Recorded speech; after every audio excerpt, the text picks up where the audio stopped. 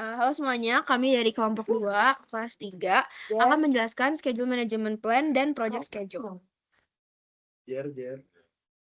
Oke, untuk yang pertama itu ada tujuan dari proyek. Tujuan dari proyek kita itu untuk mengimplementasikan sistem PLTS mini berbasis panel surya untuk pengisian daya smartphone, yang fungsinya itu untuk memudahkan mahasiswa menghemat listrik dan mengenalkan energi alternatif.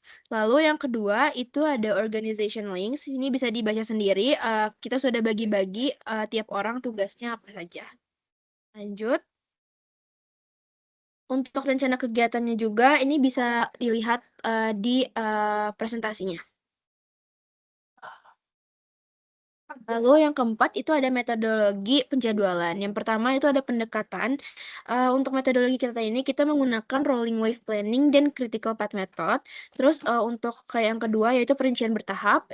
Fase awal itu rinci, studi desain pengadaan. Habis itu fase tengah, paket kerja, instalasi pengujian. Fase akhir yaitu milestone tetap, audit penutupan. Lalu untuk logika dependensinya itu hubungan antara aktivitas itu FS, SS, FF, dan SF. Lalu yang keempat, penyeimbangan sumber daya itu dilakukan resource leveling untuk mencegah over allocation dan menjaga jalur kritis. Selanjutnya akan dijelaskan sama teman saya. Selanjutnya, yang kelima adalah format dan repository. Yang pertama, scheduling kita menggunakan Microsoft Project, lalu Agile Tool kita menggunakan Trello, lalu pelaporan kita menggunakan Excel atau Power BI, lalu repository kita menggunakan SharePoint atau Teams folder.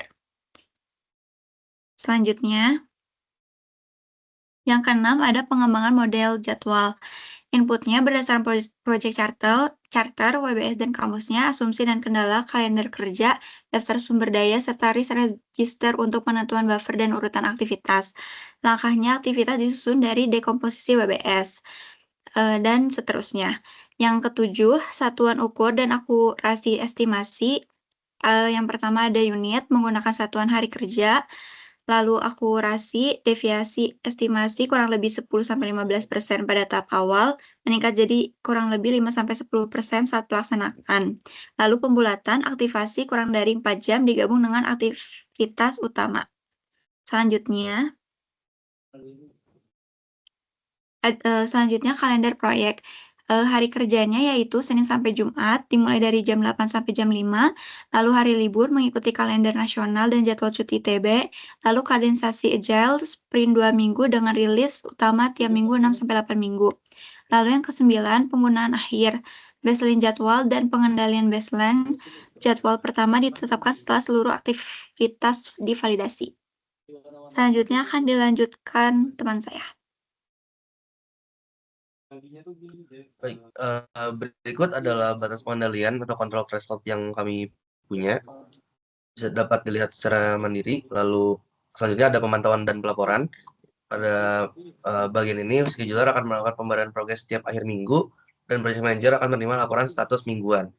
Lalu jika terdapat deviasi yang signifikan, akan dilanjutkan dengan meeting koordinasi yang akan dijadwalkan maksimal 2 kali 24 jam setelah deteksi. Lalu